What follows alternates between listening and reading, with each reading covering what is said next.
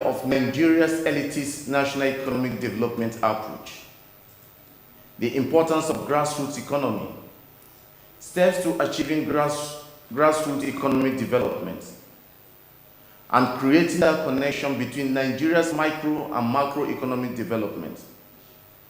Citizen development specialist Eziukwu Princewill and Mr. Obinnaya C. Uruakpa, an entrepreneur public affairs analyst, we provide insight into the conversation and profile solutions to agitating issues bordering on grassroots economic development. You don't want to miss today's conversation. Join me after the break.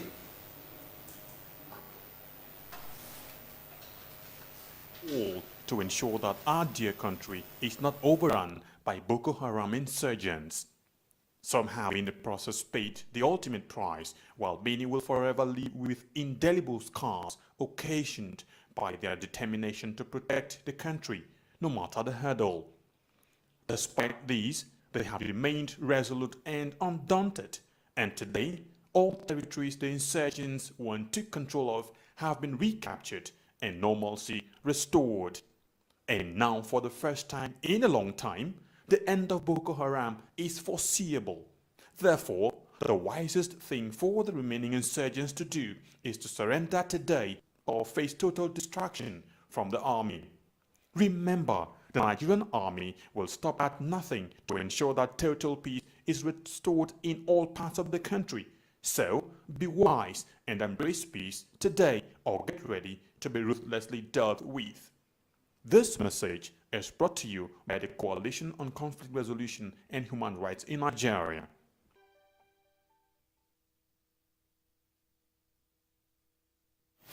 Glad you are still there. Quickly, let's lay the foundation for the show. The present direct approach to national development planning relies heavily on the change agents to the detriment of the target groups, the rural masses. As a result, the rural population, who are supposed to be the focus of development, are not only left out, but also isolated from the conception, formulation, and implementation of plans. The wide-reaching effect is that government projects are more of their thing as against our thing. To correct this situation, increased grassroots participation in national development has been suggested. This is because it is economically helpful as it brings insight into community resources, the implementation of development programs, and the maintenance of existing structures that helps in setting aside disaffection.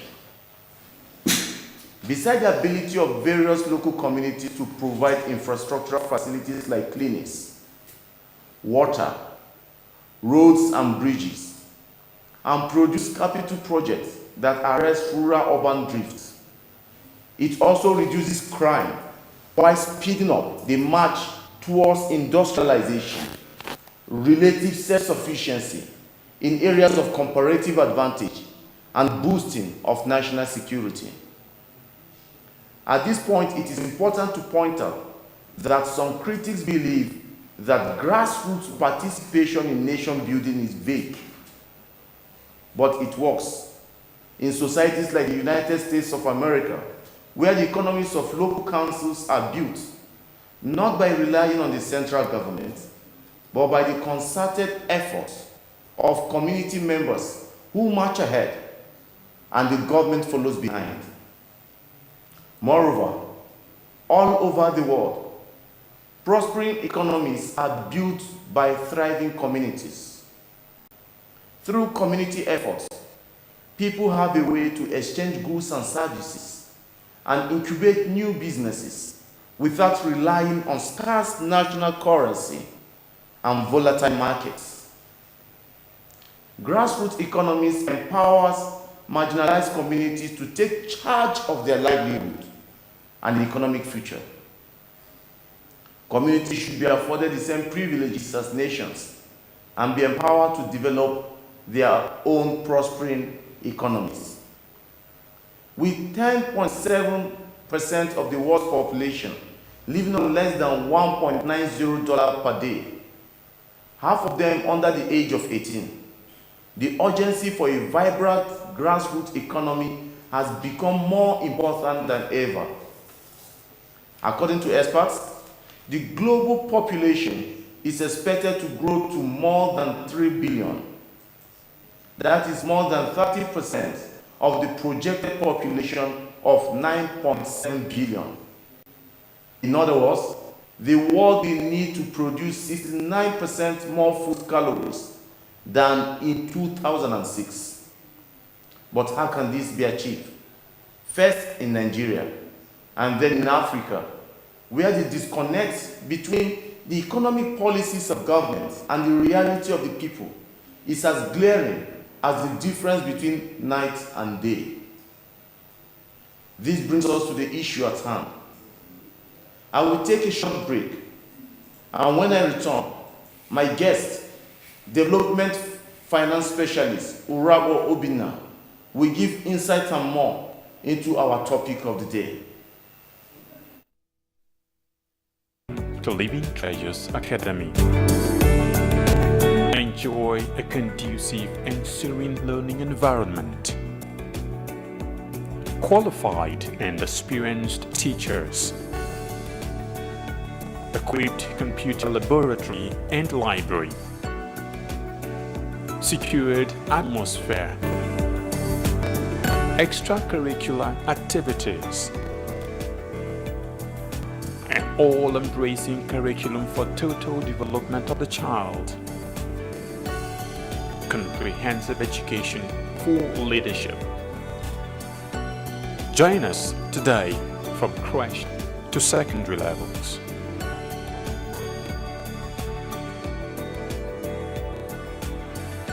Living Treasures Academy, committed to excellence.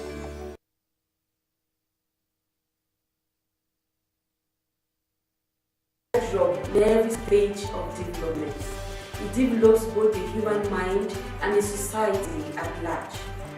Television Nigerian is here to avail you with that information you need for all-round development through its mind-blowing programs such as news, talk shows, health and safety, governance and politics, sports, entertainment, kids, documentaries, finance, global happenings, human disposition from childhood to adulthood. It's a manifestation of what you see, what you hear and say. Tune in and stay tuned to TVN, Television Nigeria, broadcast beyond boundaries.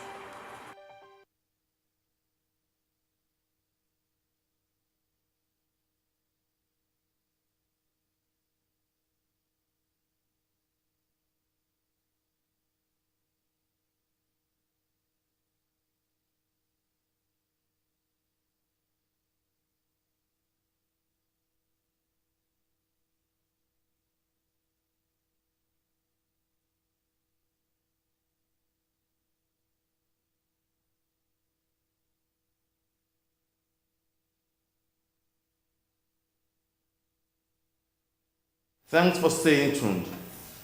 Mr. Obinnaya Uruakpa, entrepreneur, public affairs analyst. Welcome to the show, sir. My pleasure. Yes. Today we are concerned with grassroots microeconomic development. The entire focus is how do we make the grassroots better than what it is at present. So we'll just drive straight to the point because we are in a race against time. Let me ask you, give us a sense of Nigeria's current economic development blueprint, if there's any. Thank you very much. I believe there is. We have the Economic Recovery and Growth Plan. That's the latest one. But before then, we've had, during the Aganga time, we had the NEDEP, the Economic Development and Entrepreneurship Program, and all manners of programs. Before then, if you look at the history of Nigeria, because permit me to say that Achebe said, if you don't know where the rain started beating you won't know where it stopped. If you go back to the different development plans from Shagari down to all the rolling plans, the 5-year development plan and all of that, you would understand that the focus has always been, at least on paper, on developing the different communities that exist.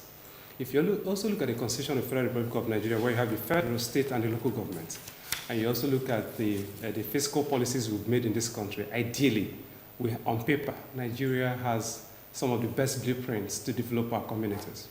In practice, however, the jury is still out as to what implementation actually is. I have a challenge because in a country of intellectuals that we have, I do not sincerely think that we have done a very great job of devolving the fiscal policies to touch the average person in my village compound down there in Eziukwu in Abia State. Now, what do you think is the challenge, that roadblock between the beauty of these blueprints on paper and its implementation at the grassroots? What is stopping it from getting to the grassroots? Yeah, I may not give you a straightforward answer, but permit me to say that I see a lack of sincerity of purpose on the part of those who implement our policies. I also see a dysfunctionality with regard to some of the policies we have made. So you look at the kinds of budgeting we've been doing for some years now. I was just having a talk with my friend before I came into the studios, and I thought it was just 2 years, but I have heard that for the past 4 years, we've been running deficit budgets. And even when the budget is finally approved for appropriation, I do not think we have implemented our budgets beyond 50% in the past 4 years. What does deficit budget mean to the common man out there? To the common man out there, you are saying that you prepare a budget and you have a deficit of over 2 trillion, meaning that you have to look outside what you have prepared to find the sources of funding of the budget. But for the common man on the streets, I believe strongly, like one professor once said, that whenever you hear a budget has been prepared, ask yourself, what portion of this budget is my own? What portion of it goes into my account? Now, I sit in my village and I'm wondering, you have a budget of 8.4 trillion for 2018. 2017 was 7.3 to 7.4 trillion proposed.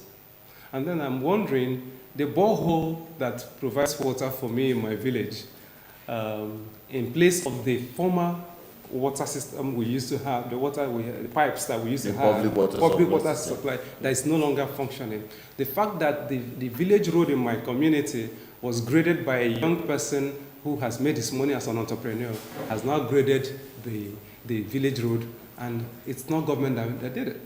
The village associations come together, donate money, we'll cut the palm trees, and we'll get the palm oil and we'll sell, and then we'll harvest our cassava, go and sell in the village market, and we'll bring our money together and we'll make ourselves comfortable. And we'll provide our own lights using the Lister generator, and I'm wondering, where has it applied to me? And then I'm looking at the local government chairman. I'm wondering if I've ever seen him, or even the councillor that is supposed to represent us, or even the House of Assembly person. I do not think I've seen him. Maybe a few months to the election, he will show up. So, in other words, there is a disconnect. Major disconnect. And I can tell you, if you look at the last report last week about diaspora repatriation, Nigeria got about 23 or $24 billion. We have the potential for $60 billion. It might shock you that such money is coming in different currencies, and people say, okay, give Mama Nkechi this one or that one. Somehow we have been doing self-help. We've been running an economy that is based on self-help. In countries like India, that survive also on much of their income they use to run their economy also comes from diaspora repatriation. But that's a country where you cannot take a published book into. A country that is regulated and is monitored, where corruption, yes, exists, but not as rampant as we have it here, where there's a focus, where medical tourism is working, and we can do that also in our country, but there seems to be a big disconnect between the federal, state, and the local government. And that argument is still on what happens to the money that you share in FAC. Does it get to the state, and how does it get to the local government? These joint accounts and all of those arguments permit me to say that I've seen so much corruption evident, and let's not deceive ourselves, it's staring us in the face, and the average person on the street is suffering it. Now, my drive here will be, how do we, for a moment, take our eyes away from the government Okay. and think of the change that can occur at the grassroots.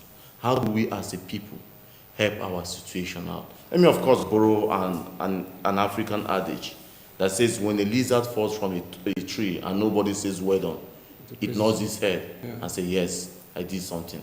How do we take our eyes away from him, from that system that is not helping us, to helping our situation? Because if you look elsewhere, say for instance in the United States, community effort at development is what is key. And that is what President Donald Trump was praising them the other time. How do we replicate this at the grassroots in Nigeria?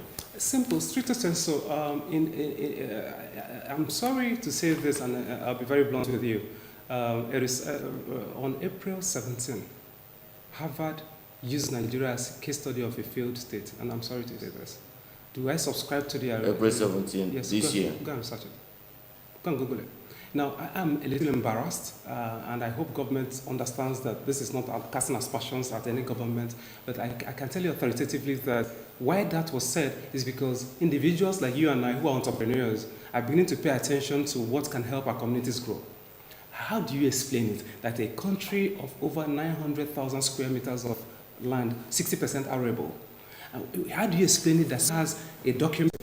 How do you see how its own production? We export $30 million worth of hibiscus zobo. 85% of that went to Mexico. How do you explain the fact that we have seen this much potential, and the fact that palm oil is still growing in Isialangwa? You still have cassava growing in Ohaji-Ebwema. You still have potato growing in Vom. And we have not sat down to understand that 60% of our farm produce goes bad between the farm and the table. How do you explain it that we are hawking imported conflicts at Gamesville Junction in Abuja when NASCO conflict is about to die in Anglo-Jos in Plateau State? So what am I saying?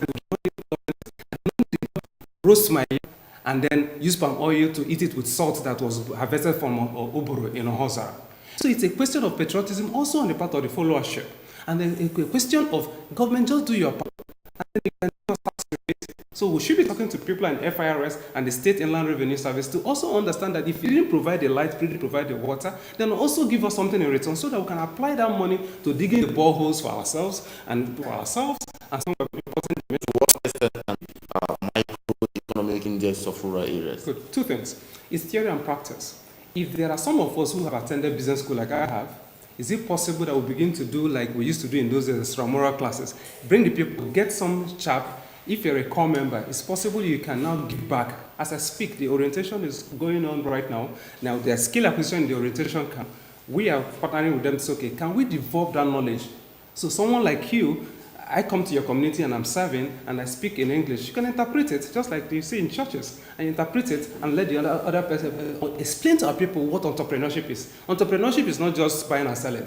Entrepreneurship is a whole value chain in business that they understand how to start and run and consolidate a business. And then the next thing is two things that will affect them: access to finance and access to markets. But as simple as understanding exactly what the business plan is and do proper $1,000, rate of 260,000 naira. So that's enough to start about 10 small micro businesses. And then if we're able to identify exactly what is being produced, economies of scale, and find out that Gary is more in Ohaji in Imo State, then of course you bring in the Gary to Abuja here where you see cassava all over the place. And then you can take the yam that is in Kwali here and then send it down to where yam is not particularly always being produced. So I think it's something we can do for ourselves. Nigeria has all it takes to feed herself.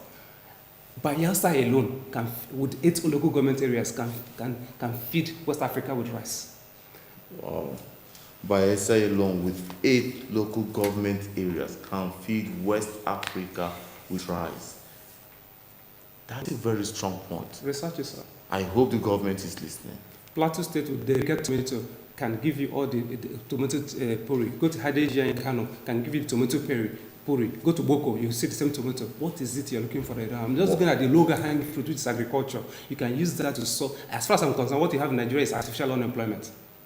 We have not paid attention to the real At issues. the end of it all, we still need government to provide us with the necessary environment, electricity supply, of course, to convert these raw materials to finished products.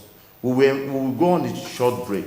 When we return, our next guest, economist Princewill, his name is Princewill, will join us to discuss the importance of grassroots economy and more. But before then, Mr. Obinnaya Uruakpa, entrepreneur, public affairs analyst. It's been wonderful having you on the show, sir. My privilege. Thank you very much. God bless you, sir. Join us after this break.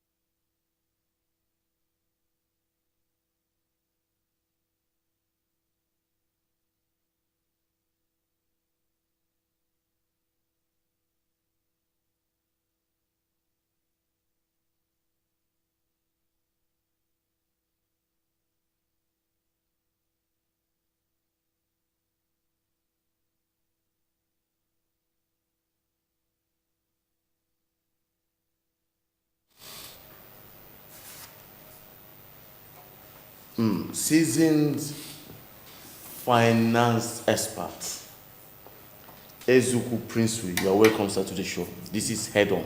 Here we drive straight to the grassroots. This is the only show in Nigeria that discusses grassroots development. Now we are going to, for the want of time, we'll just go straight to the point. How best do you think, on a step-by-step approach, can we achieve grassroots economic development in Nigeria? Thank you. First and foremost, we need to understand what we mean by grassroots economic development.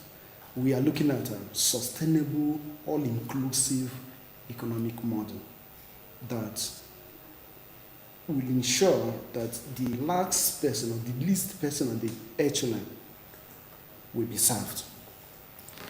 Inclusive economic growth or grassroots policies expects that policymakers do not only sit in Abuja and make policies that will have effect on people in Eziukwu.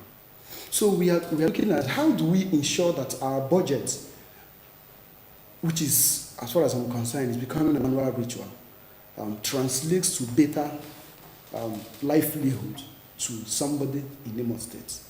So, to me, I feel that every policy, every discussion, every dime that we are spending in the budget should translate to a better standard of living to the common man there in the streets.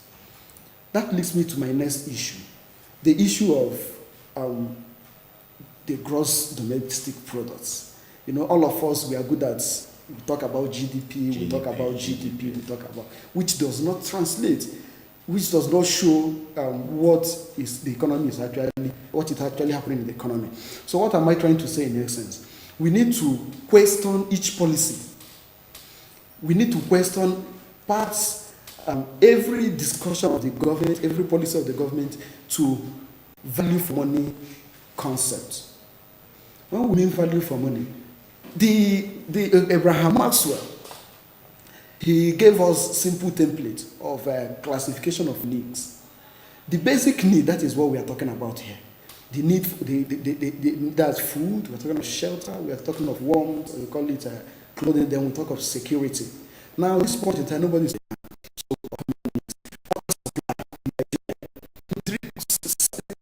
water,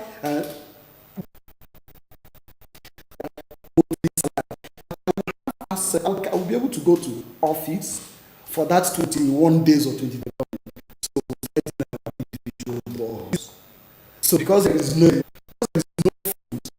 then you and I start, sourcing your food by yourself. Because there is no education, then the private education will come and, augment what the government is doing. Because there is no transport system, you and I now, when you are coming from here, you see people going to Nigeria, start coming. It even bothers me because sometimes I drive, but I would rather prefer using the public transport because it's psychologically traumatic for me to drive and run around traffic. Now, it brings me to this question.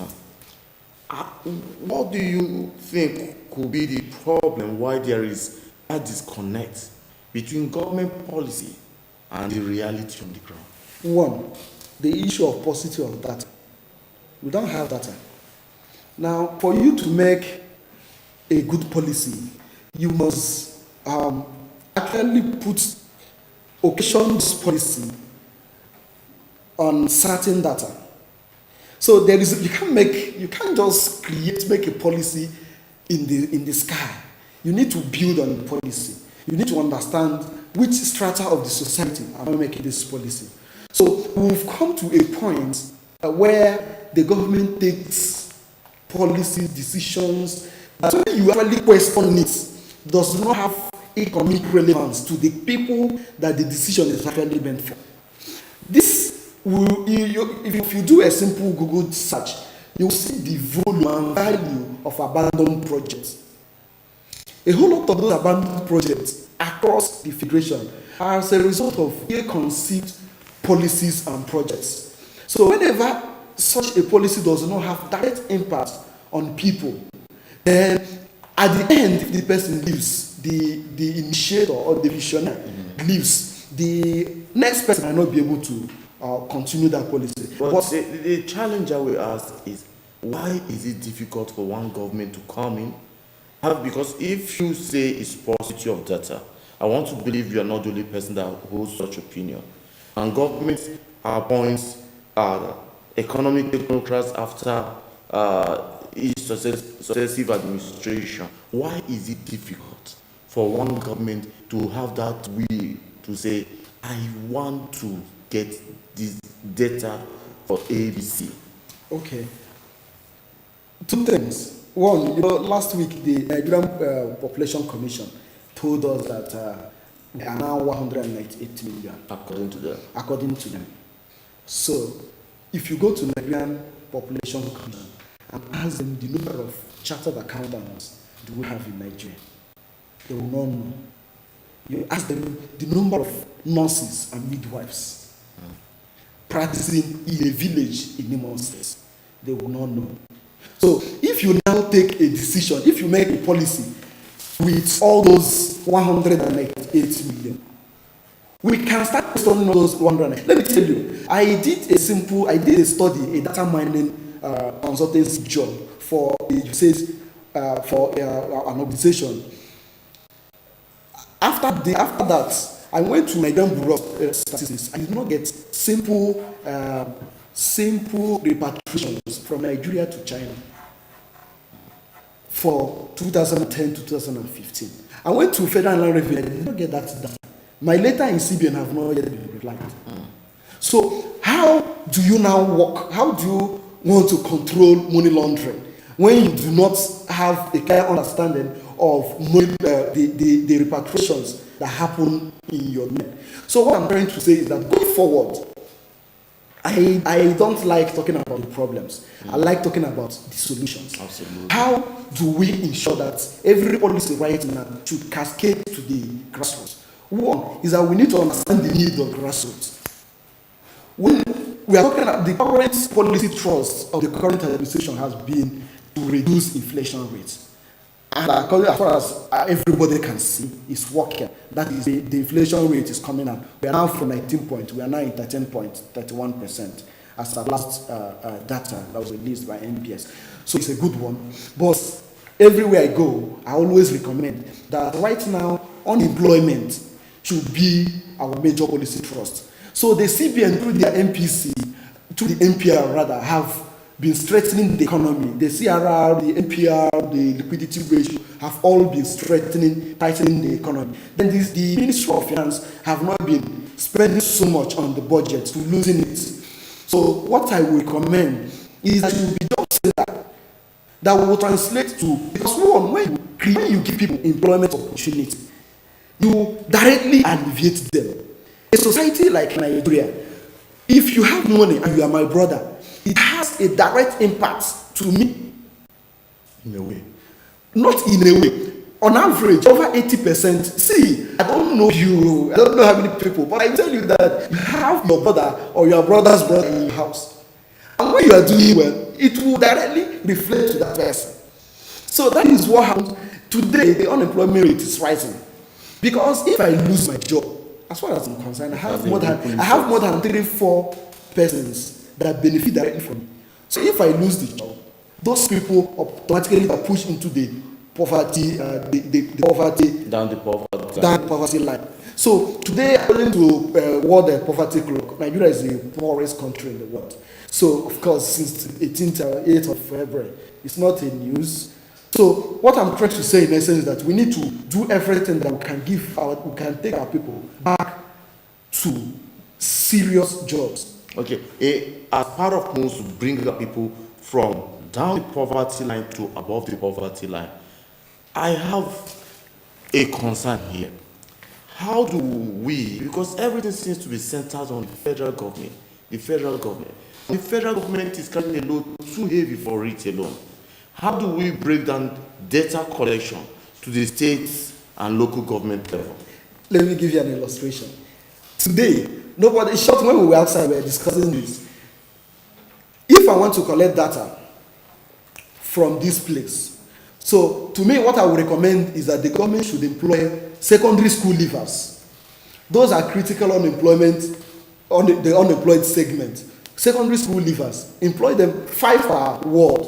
We have about 10,000 wards in Nigeria, 5 per ward. When you employ them, now what happens is that these 5 people, we go directly from village to village, collect any data that the government wants. At the same time, to create employment opportunity for at least 50,000 people. And don't ask me where are we going to get the money.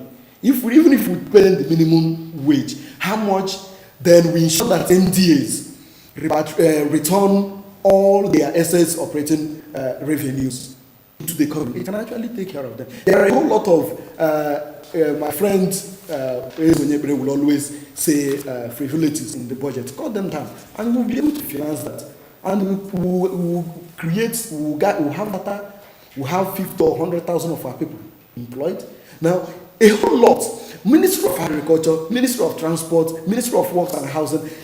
How do we ensure that every dime spent translates into job? I think that should be a question that every policymaker should answer going forward. Okay, still holding on to that train of thought. Make the connection for us between rural microeconomies and urban macroeconomies. Fine. Rural microeconomies. Whenever we talk about micro, MI, we are talking of the households range of economic issues. So we are talking about the things that affect households. We're talking about issues that have direct impact on the households. interrelationship. So the between relationship what we have in Nigeria and what we have in urban centers in Nigeria and what we need to have at the grassroots. In urban centers, you have electricity, you have water, but in the village, you don't have such facilities. So it leads to people coming to town. It leads to serious urban migration. So that urban migration will now have serious congestion in our cities and towns. Remember that it's in this village that you have agriculture, arable lands, and all the rest of them. So when able-bodied men that are supposed to be in the village to farm, they are in Lagos, they are in Abuja, who is going to farm? Nobody is going to farm. So our agricultural output, of course, will definitely such as the maintenance of law and order, the promotion of economic and social development, among others. From the administrative point of view, The government as an agent of development is well placed to help the rural areas to develop. This can be done by investing in social and economic infrastructure, such as roads, hospitals, bridges, schools, electricity, and telecommunication. The other essential duties inherited by native authorities include water supply, markets, and libraries. Other areas of concerns for grassroots government include extra amenities which makes life better in the communities. Some of these are creation of bus and lorry parks, the regulation of land cards on streets, community recreation centers, parks and open spaces, grazing areas and fuel plantations, the naming of streets and the numbering of houses. The list of functions by the local government is long, but the fact is, residents at this level of government must make themselves useful. As we bring today's show to an end, it is imperative we ask, do local governments have any role to play in economic and social development in rural areas? To what extent has local government administration played its roles in rural areas? Are there any constraints that militate against the success of development process of local governments? It's been great here. Many thanks to my guests, Uruakpa Obinnaya and Eziukwu Princewill. Thank you for joining me on the show. And to all those who contributed in making today's episode of Head On a success, I am grateful. To you, the viewer, you are the reason I'm here. So thank you. Until I come your way again, I remain your host, Bennet Joshua, wishing you a memorable weekend, but more importantly, join hands in building the grassroots. Bye for now. Treasures Academy. Enjoy a conducive and serene learning environment. Qualified and experienced teachers. Equipped computer laboratory and library.